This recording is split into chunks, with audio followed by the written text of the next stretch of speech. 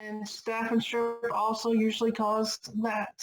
So cellulitis is something to be watched very closely because it's easy for it to escape and cause more widespread lymphatic system. So warm, red, streaking, you always go get an antibiotic treatment for cellulitis if it starts to increase.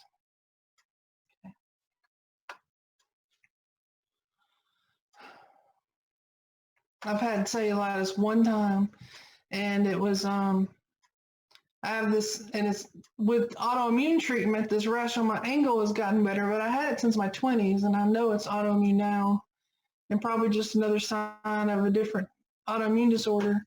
But it get really itchy and red and flaky, and it was just on my ankle. And since my mid-20s, I've been trying to get help with that, and they would always diagnose it as just dermatitis. And so again, it's cleared up now that I'm being treated for autoimmune disorder, so that tells you something.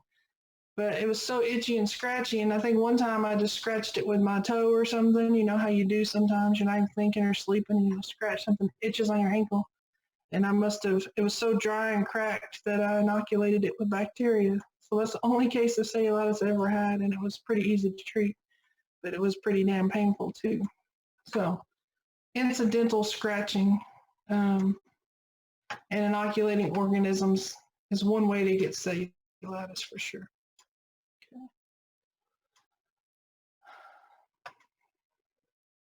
Now, scalded skin syndrome is another thing that Staph aureus can cause if it has the exfoliative toxins A and B. Again, that's the strain that has the bacteriophage that gave it those. And you get this splitting between the layers of the epidermis. So essentially in newborns, if there's a human adult carrier, they can't treat these newborns because it's like you stuck this newborn in a big old pan of boiling water and the sheets of skin just peel off of them. Pretty vicious little disorder. So they're definitely going to screen nursery workers to make sure they're not a carrier of that strain.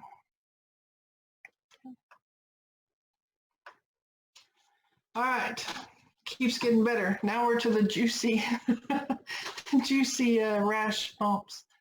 And so chicken pox, smallpox are big ones here. There is a vaccine for smallpox, but only high-risk bioterrorism threatened military personnel actually get it these days, but everybody used to get it back in the day.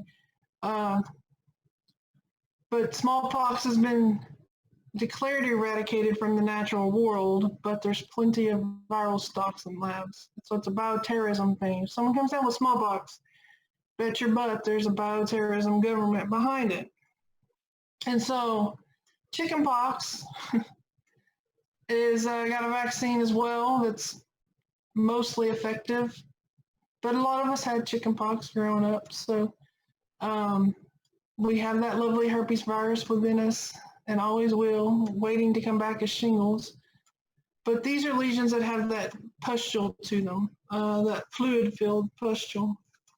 Don't forget, smallpox is what Edward Jenner was trying to protect that little boy from, or he experimented with the little boy with cowpox and threw the little boy into the house with smallpox victims a couple months later. So, smallpox has that lovely sordid story of child abuse in its past.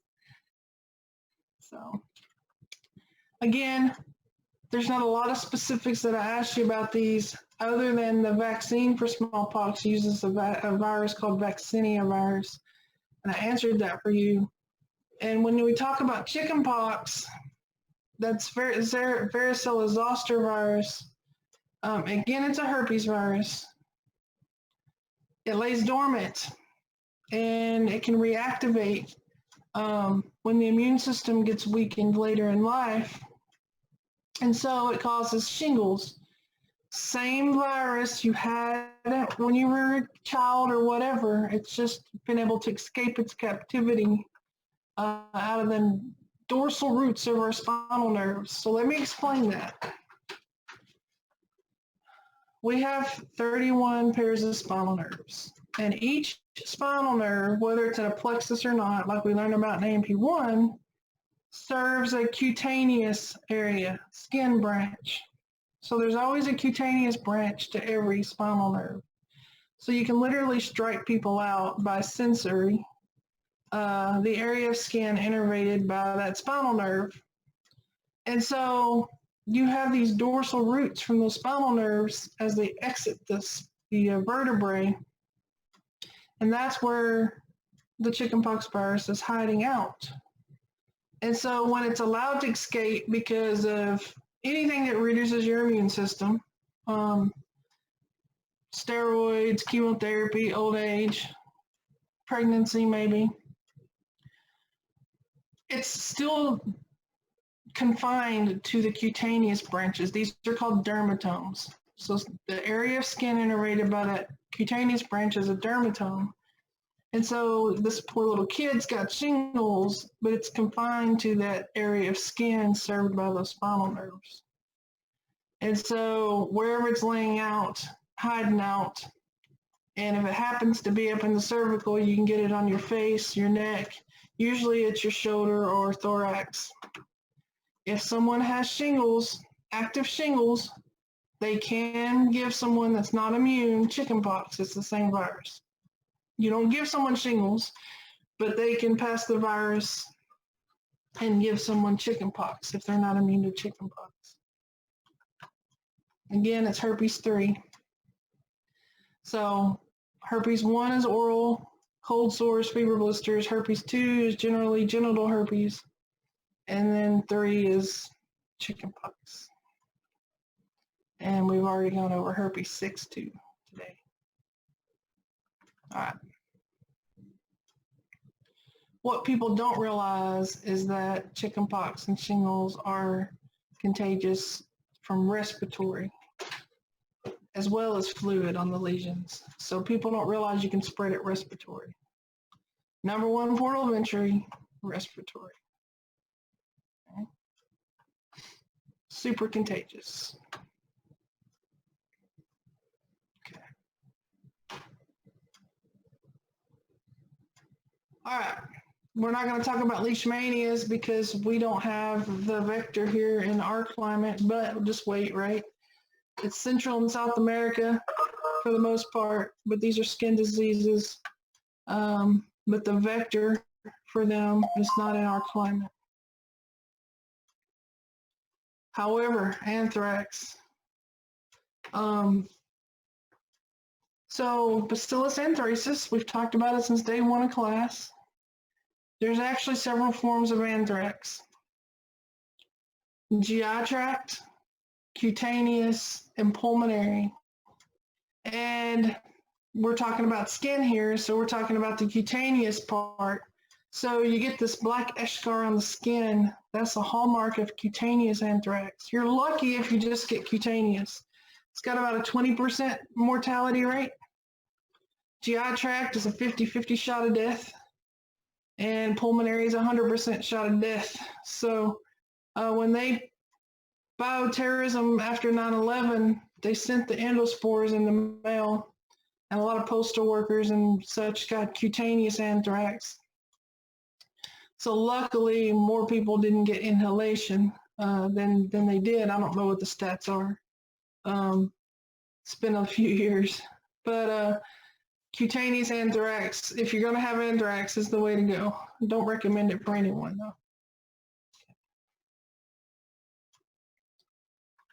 And then we have fungal infections that affect the skin. And so,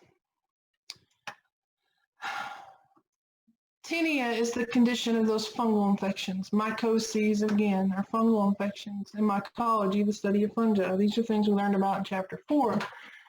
Tinea, where it is on the body is the other part. So these are ringworm. Ringworm is fungus. It's not a worm. And so you need antifungals. But if it's on your head, it's Tinea capitis. Tinea barbae on the beard. Y'all see all the different body regions and what they're called. And that's the one thing on your review sheet where I just said, look at that chart. And so that's your chart that I'm referring to. Question 26. Okay?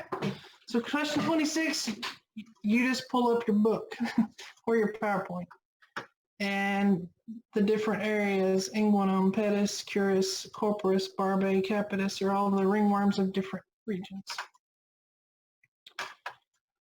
Okay. All right. That was the skin. That isn't every disease state that covers the skin. Obviously, these are highlighted diseases. But now we have our eyes. And eye infections are freaky. And the eye itself is immune privileged, and what that means is the inside of the eye.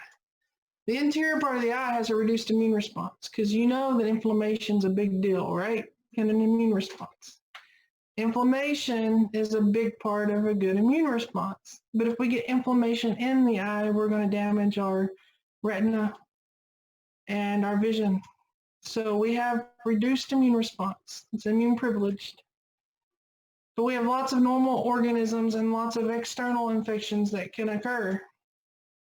And so we divide them into conjunctivitis, which affect the conjunctiva, which is like the lining of your eyelids, versus corneal infections.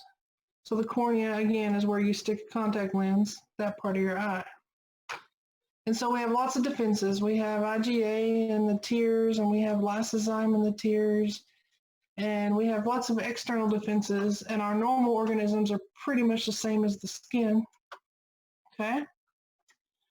But the internal eye being immune privileged is a big deal. So when Ebola broke out, its worst epidemic a few years ago,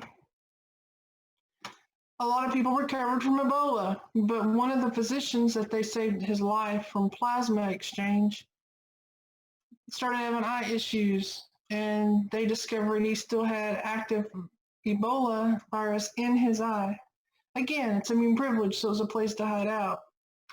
And so the only way he could really spread it if his inside of his eyeball exploded into someone's mucous membranes. So that's not likely on a normal day, even in Africa.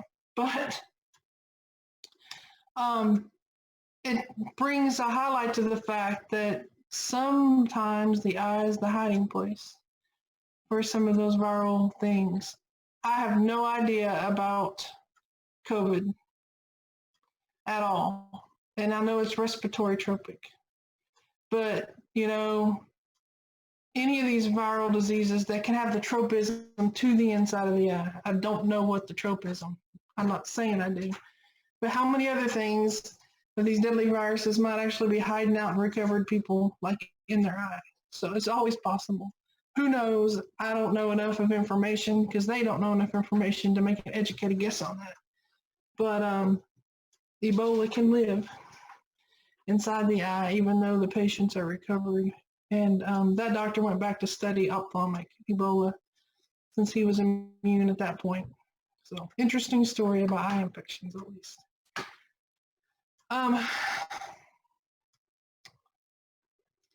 Conjunctivitis is pink eye. We all call it pink eye, but there's so many organisms, and it can be bacterial, fungal, or viral, or allergic.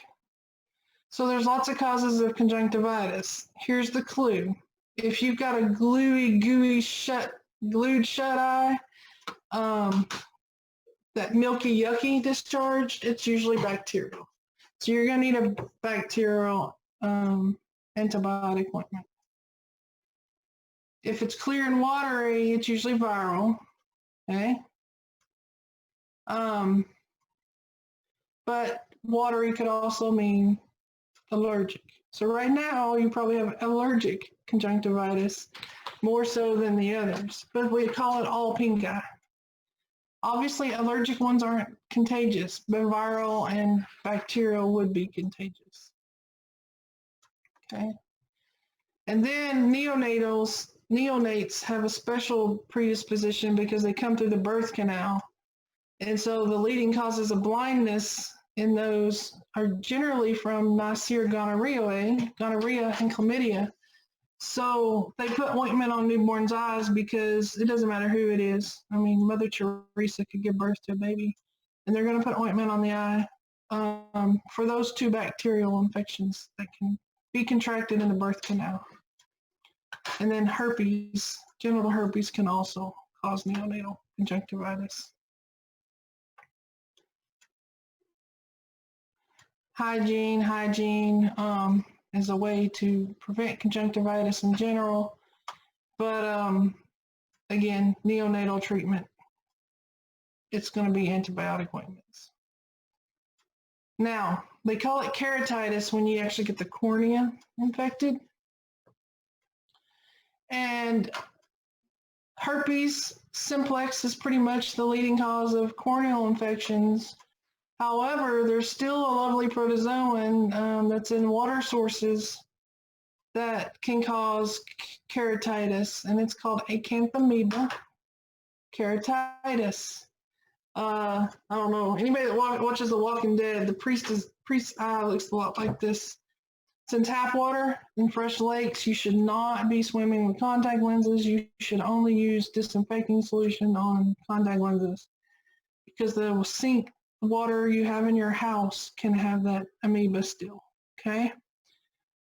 So it used to be the leading cause of keratitis, but now we've got better contact lens hygiene for the most part. And so herpes is the other cause. And that is all there was to what we're going to cover for skin and eyes. Again, everything is there for you. So we just did a verbal run through of it all, which is helpful to some people.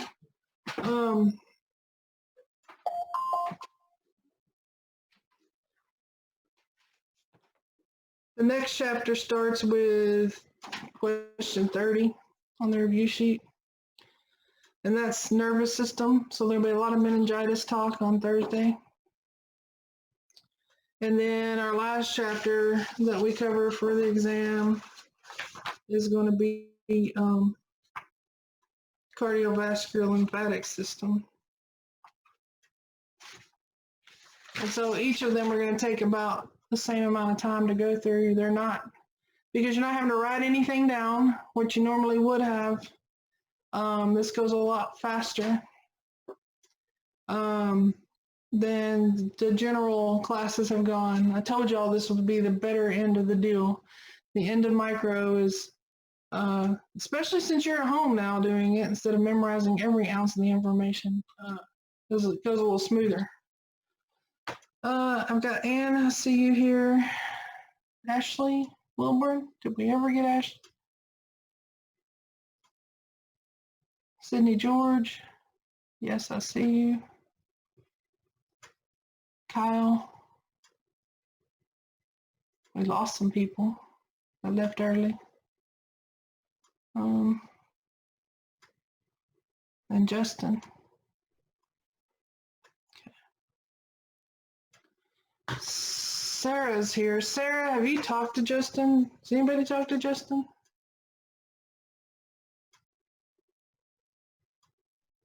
He's usually a fan of listening, but he's also got heathen children.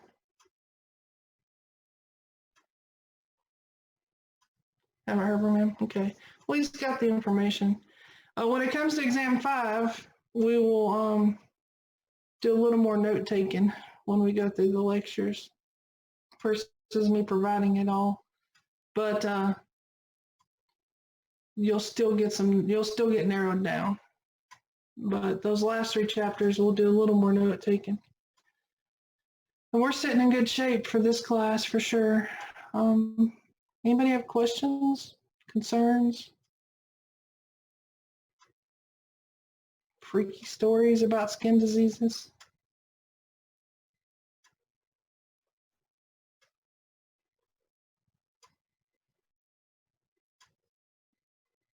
Everybody just sign on and take off, not listening.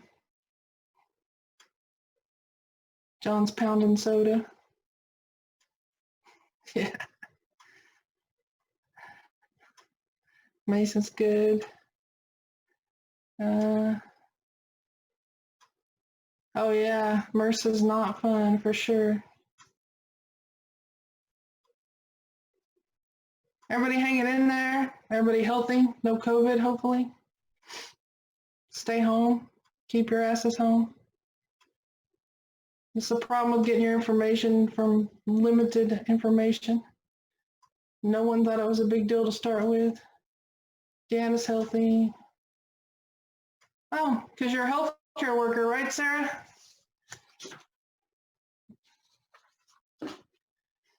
Been exposed. Is that the precaution? You better be home then. If you've been tested, you're supposed to isolate till you get your results.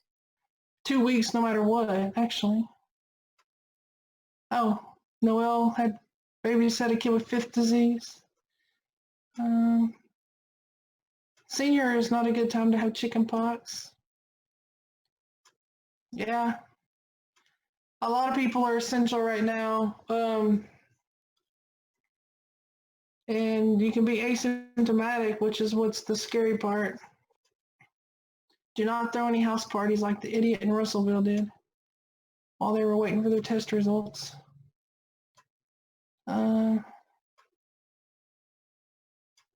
Chicken pox in 2005. You were old, weren't you, Joseph? So Sarah, what they think now is if you're exposed and they test you too early, then you might test negative but really be positive. So they really want everybody isolated for 2 weeks. Just saying, that's the best measure.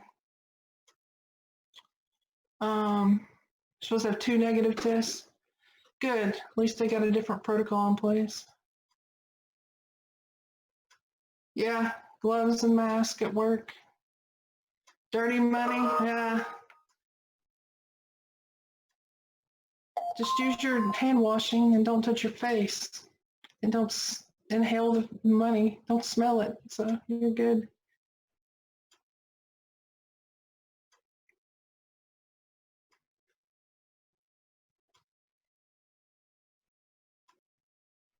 Good, Deanna. Yep, sanitizer and lotion. I've only been out of the house 3 or 4 times, I think, since they closed campus. One was doctor's appointment to get knee injections, and I stopped by Sam's because I needed to get some stuff, and then lathered up with hand sanitizer as soon as I hit the car, including the steering wheel. And then I've been to the neighborhood market and buy me a couple of times, but now I'm not even doing that. So my spouse is in the front lines at Walmart, just bring it home.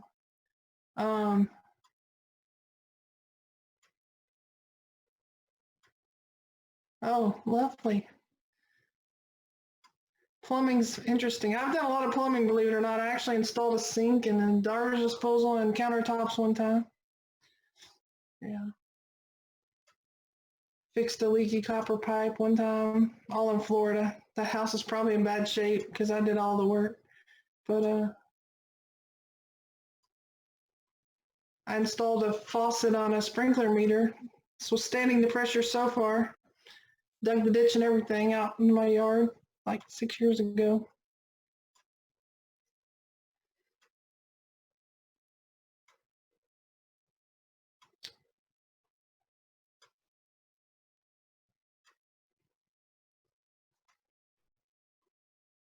Ann wants to know, how's that going, Joseph? What did Joseph say? Oh, in 2005. He's waiting to get shingles now. That's what that means.